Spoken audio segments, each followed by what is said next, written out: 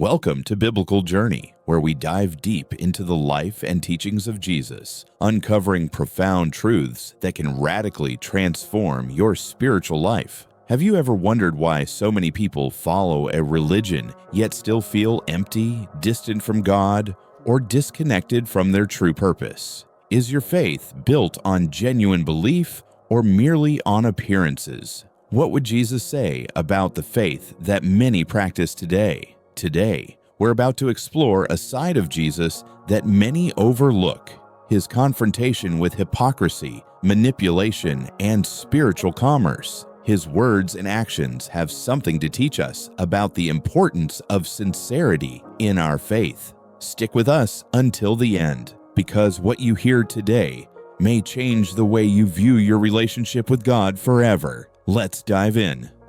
Jesus never aligned himself with the religious leaders of his time, and he still rejects a faith based on appearances and empty traditions. In Matthew 23, Jesus provides a powerful illustration of how he viewed the Pharisees, the supposed religious elites of the time. He called them white sepulchres, meaning they were beautiful on the outside, but dead and full of impurity inside. Now, think about that for a moment. Are there areas of your life where you might be putting on a facade? Where do you focus on how you appear rather than on the internal transformation God desires? Let's be honest, it's easy to get caught up in rituals, to perform religious acts without truly examining our hearts. Jesus condemned the Pharisees not just for their outward actions, but because they were more concerned with human approval than with God's approval. Jesus made it clear that faith is not about rituals,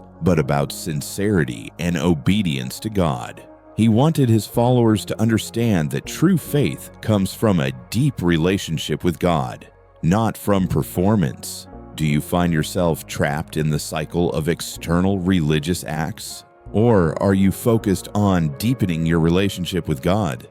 Jesus' message has never been more relevant than it is today. Just like the Pharisees who performed public rituals for approval, many churches and faith communities focus on appearance rather than the transformation of the heart. It's easy to get caught up in charismatic leaders and impressive rituals, but that's not where real faith resides. In Matthew 23, Jesus gives us a challenge. Don't be fooled by outward appearances. True worship, according to Jesus, is not about how you perform in front of others, but about the relationship you cultivate with God. He wasn't looking for perfect performances. He wanted broken hearts willing to grow in faith. So, I ask you, when was the last time you examined your heart before God?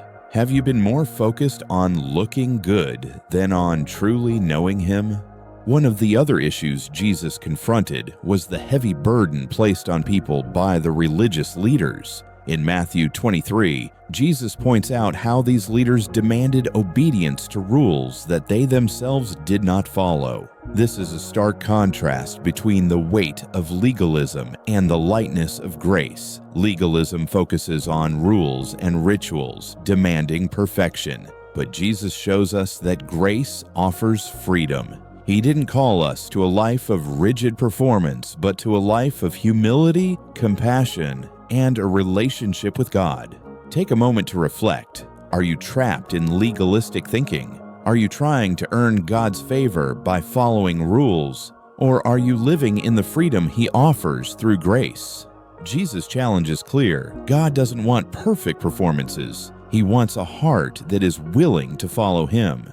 Jesus didn't just speak against hypocrisy. He actively confronted the spiritual manipulation that was happening in his day. In Mark 7, Jesus denounces those who replace God's commands with human traditions that serve to control, manipulate, and profit from the faith of others. He shows us that God's word must be at the center, not human inventions. How often do we see the faith of others being manipulated for profit? Campaigns that promise blessings in exchange for money, rituals presented as essential for salvation. Jesus would condemn all of this. Why? Because true faith cannot be bought or forced. Jesus made it clear that the relationship with God must be founded on His truth and not on traditions made by humans for the sake of power or control. He liberated the people from the chains of manipulation by pointing them back to the Scriptures and showing them that faith isn't transactional. Is your faith being manipulated by others? Are you buying into promises that have no scriptural foundation? One of the most powerful moments in Jesus' life was when He went to the temple and expelled the merchants who had turned the sacred space into a marketplace. In John 2, we see Jesus take drastic action, overturning tables and driving out the merchants and money changers. What Jesus was confronting here was not just the commercialization of faith, but the desecration of what was sacred. The temple, which should have been a place of worship and communion with God, had become a business transaction center. Jesus didn't just talk about the need for purity in worship, He acted on it. And this is a powerful lesson for us today. Faith cannot be commercialized. Worship is not about selling blessings or promising salvation in exchange for offerings. Take a moment to consider. Have you allowed your faith to become transactional? Have you turned your place of worship into something that resembles a marketplace?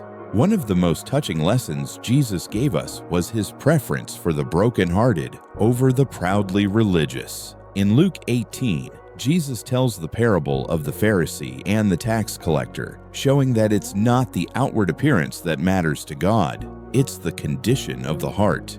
Jesus shows us that God values humility, brokenness, and sincerity over self-righteousness and spiritual pride. The Pharisee, who trusted in his own righteousness, compared himself to others and exalted his own works. In contrast, the tax collector, aware of his sinful nature, humbled himself before God, recognizing his need for grace. Are you coming before God with a heart full of pride and self-reliance, or with brokenness and humility, fully aware of your dependence on His mercy? Jesus' teachings are not just historical, they are deeply personal and transformative. His confrontation with hypocrisy, manipulation, and commercialism in the faith challenges us to examine our own practices. Are we living an authentic faith, or are we simply going through the motions? It's time for self-reflection. Are we truly following Jesus, or simply performing religious acts? Are we more concerned with our outward appearance than our heart's sincerity? Are we caught up in spiritual manipulation or in the pursuit of true freedom in Christ? I want to challenge you today. Examine your heart and your faith practices. Are they based on sincerity, or are they rooted in pride, legalism, or false promises? One of the most powerful messages that Jesus brought to the world was His preference for the brokenhearted over the proudly religious. In Luke 18:9-14, He tells the parable of the Pharisee and the tax collector, showing a striking contrast between spiritual self-sufficiency and sincere humility. The Pharisee and the tax collector, a heartfelt contrast. In the parable, Jesus presents two figures, one religious and one despised. The Pharisee, standing tall, proudly declares his righteousness, boasting of his good deeds and moral superiority. He praises himself for not being like the sinful tax collector, casting judgment on others to elevate himself. In stark contrast, the tax collector, aware of his sinful condition, cannot even lift his eyes to heaven. Instead, he humbly beats his chest and cries out, "God, have mercy on me, a sinner." Jesus flips the expectations. It is not the Pharisee, with his outward display of piety, who finds favor with God, but the tax collector who humbly admits his brokenness and need for divine mercy. God's view of the heart. This parable reveals a critical truth about God's perspective. He is not impressed by outward appearances, self-righteousness, or the display of religious deeds. Instead, He values humility and brokenness, a heart that recognizes its need for God's grace. In fact, Jesus says, "For everyone who exalts himself will be humbled, and he who humbles himself will be exalted." Luke 18:14. The Pharisee's prayer is filled with pride and self-assurance, relying on his own goodness and his ability to follow the law. But the tax collector, despite his public sinfulness, knows his brokenness and calls out for mercy. Humility is the key to true worship. When we humble ourselves before God, we acknowledge that we are nothing without Him. Our righteousness does not come from our own actions, but from His mercy and grace.